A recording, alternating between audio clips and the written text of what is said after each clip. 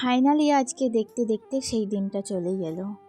তো আজকে হচ্ছে 10 দিন পুজো গিয়েছে, আজ হচ্ছে 11 দিন। তো আজকেই কিন্তু সেই শ্রাদ্ধ কাজ, যেটার জন্য আমরা এতদিন অপেক্ষা করছিলাম আর যেটার জন্য এতদিনের প্রস্তুতি।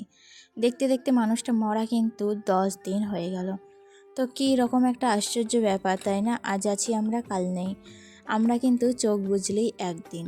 তো যাই হোক, শ্রাদ্ধ অনুষ্ঠান আরম্ভ হয়ে গিয়েছে। এদিকে বাড়িতে প্রচুর লোকজন এসেছে। তো আমরা কিন্তু তাদেরকেই মানে আপ্যায়ন করতেই একটু ব্যস্ত ছিলাম। তো মাঝে মধ্যে একটু করে শর্ট করেছি, তো সেটাই তোমাদের সাথে আজকে শেয়ার করব যে কিভাবে সারাদিনটা কাটালাম, শ্রাদ্ধ কাজ কেমন ভাবে অনুষ্ঠান করলাম, সেগুলোই কিন্তু আজকে তোমাদের সাথে আমি শেয়ার করব।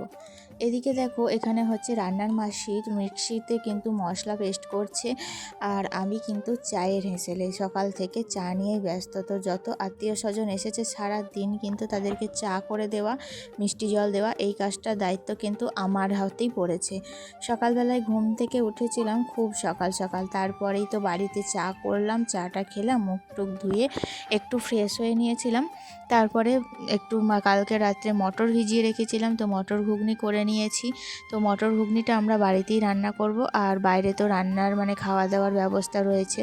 আজকে খেতে খেতে কিন্তু দুপুর প্রায় 3টে বেজে যাবে, কারণ শ্রাদ্ধ কাজ হবে, এদিকে গীতা পাঠ, তার উপরে আছে ধম্বলের বাড়ি। তো সব কিছু অনুষ্ঠান হওয়ার পরেই কিন্তু খাওয়া দাওয়া। তো এখন সবাই এসেছে শান্তির জল নিতে, বাড়িতে চলছে এখন শান্তি জল নেওয়া, কারণ শ্রাদ্ধের কাজ কিন্তু প্রায় শেষের দিকেই চলে এসেছে। তো এখানে আমার দিদি শুয়ে আছে আর এখানে বাবু বসে আছে।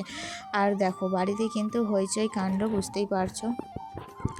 যেহেতু শ্রাদ্ধের কাজটা ওপরে দোতলার ওপরে হচ্ছে, তাই ওঠানামা করতে কিন্তু একটু প্রবলেম হচ্ছে। কারণ কি বলো তো, একটা জিনিস চাইলেও কিন্তু ওপর দিয়ে আসতে হচ্ছে, আবার নিচে নেমে আসতে হচ্ছে।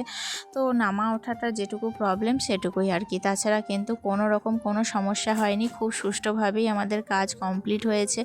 আর প্রচুর লোকজন এসেছিলো, তো প্রচুর লোকজন খুবই নাম করেছে, তারা খাওয়া দাওয়ারও খুব নাম করেছে। আসলে হয়েছিল যে এমন, রান্নাবান্নাটাও কিন্তু খুব ভালো হয়েছিল। খাওয়া দাওয়াটা ওরা এত সুন্দর ক্যাটারিংয়ের ব্যবস্থা করেছে, রান্নাবান্নার কোনো রকম ঝামেলা কিন্তু বাড়ির মধ্যে হয়নি, সমস্তটা বাইরে হয়েছিল। তো এই যে হচ্ছে দেখো, এখানে দেখো এখনও কিন্তু প্যান্ডেলের চলছে, কারণ কালকে তো ভোজ আছে, আর কালকে রাত্রে ভোজ, আজকে হচ্ছে বাড়ির লোকের যেটুকু খাওয়া দাওয়া, আর ওই ভাই আর যতটুকু থাকে তো তাদের জন্যই খাওয়া দাওয়ার ব্যবস্থায় মোটামুটি 80-90 জনের রান্নার লোক আর কি।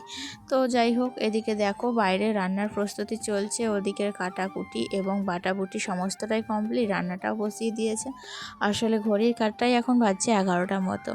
আর এই দেখো আমি কিন্তু চা করছি, একের পর এক কুটুম তো চলেই আসছে, তো তাদেরকে তো এবার আপ্যায়ন তো কাউকে করতে হবে। আমার দিদি তো ব্যস্ত শ্রাদ্ধের কাজে, জামাইবাবু তো শ্রাদ্ধর কাজে ব্যস্ত, তারা তো বসে পড়েছে, তারা তো তারপরে হবিষি রাঁধবে, সেই হবিষি আবার শ্রাদ্ধ কাজে পিণ্ডদান হবে, তারপরে তো কত রকম নিয়ম আছে ব্রাহ্মণের বাঙালি ব্রাহ্মণের বাড়িতে আর কি।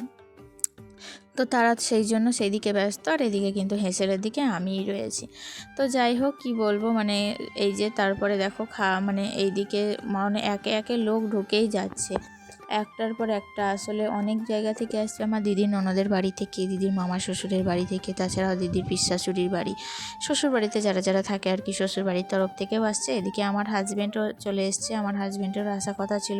তো ওরা কিন্তু খাওয়া দাওয়া করে বিকেলের দিকেই আবার রওনা দেবে। আর আজকে কিন্তু ভীষণ গরম ধরেছে জানো তো, হঠাৎ করে এরকম গরম পড়ে যাবে আমি ভাবতে পারিনি। তো আমি তো বাড়িতে যখন এখানে আসছিলাম, আমার বাড়িতে ননদ বলছিল যে সোয়েটার চাদর সমস্তটা নিয়ে যেতে। তো আমি কিন্তু বুঝতে পেরেছিলাম যে না বাবা, এই তো বাবা সব ব্যাগ ভারী করে নিয়ে যাব, প্রচুর গরম পড়ে যাবে। তো এই গরমের মধ্যে শুধু আমার ব্যাগ ভারী করে বয়ে নিয়ে যাওয়াটাই হবে, কাজের কাজ কিছুই হবে না। তো সেই জন্য আমি কোনো রকম কিন্তু শীতের জিনিস নিইনি, আর হয়েছেও ঠিক সেটাই। তো এই যে শ্রাদ্ধ কাজ যেই মিটে গিয়েছে, প্যান্ডেলে ঢুকে খাওয়া দাওয়া করতে যেই ঢুকেছিলাম না, এত গরম ধরেছিল কি বলবো তোমাদের। আর ফ্যান নেই, কালকে ফ্যানেরও ব্যবস্থা আছে অবশ্য, কিন্তু আজকে না ফ্যানের কোনো ব্যবস্থাই নেই। তো সেই কারণে প্রচুর পরিমাণে কিন্তু গরম ধরেছিল। তো একদিকে ভালো, কারণ বৃষ্টি হলে কিন্তু কাজটার একটু ঝামেলা হয়ে যেত, সমস্যায় পড়ে যেত, কাজটা সুষ্ঠুভাবে কমপ্লিট হতো না। তো সেই কারণে দেখলাম যে না বাবা, যেটা হচ্ছে ভালোর জন্যই হচ্ছে।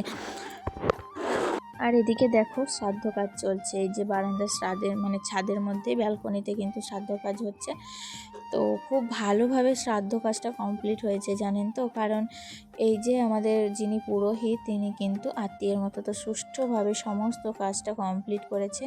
তারপর আমরা চলে এসেছিলাম একটু জল খাবার খেতে, কারণ যতক্ষণ পিণ্ডদান হয়েছে ততক্ষণ তো কিচ্ছু খাওয়া দাওয়া হয়নি।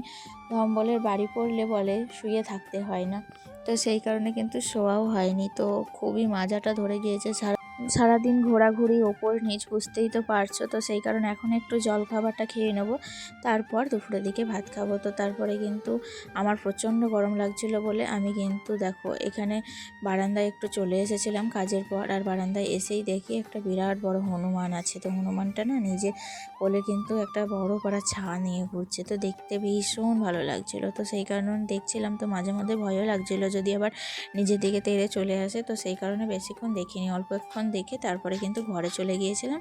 তারপর খাওয়া দাওয়া করে একটু কিন্তু শুয়েছিলাম, রেস্ট নিয়েছিলাম। তো সেই কারণে কিন্তু আর আমি ভিডিওটা বড় করে নিই বন্ধুরা। আজকের ভিডিওটা খুব ছোট্টখানি হলো, তোমরা প্লিজ কিচ্ছু মনে করো না। বুঝতেই তো পারছো কাজের বাড়ি কখন কোনটা শ্যুট নেবো বুঝতে পারি না, আর সেই কারণে যেটুকু পেরেছি অল্প অল্প শ্যুট নিয়ে আজকের ব্লগটা তৈরি করেছি। আর এখন কিন্তু আমরা বিকেলবেলায় হয়ে গিয়েছিল, তো বিকেলবেলায় বাইরে বসেছিলাম আর বাবু এখানে চুলচুলি খেলছিল। সেই ছোট্টবেলার কথা কিন্তু মনে পড়ে যাচ্ছে বন্ধুরা। তো চলো তাহলে বন্ধুরা আজকের মতো ভিডিওটি এখানেই শেষ করছি। দেখা হচ্ছে নেক্সট ব্লগে, আবার ভালো একটা ব্লগ নিয়ে তোমাদের সামনে তাড়াতাড়ি খুব হাজির হব। তোমরা প্লিজ আজকের ব্লগটা কেমন লাগলো কমেন্ট করে জানিও, পাশে থেকেও সাপোর্ট করো। তোমাদের সাপোর্ট কিন্তু আমার একান্তই প্রয়োজন। আর ভালো লাগলে লাইক করে দিও। টাটা।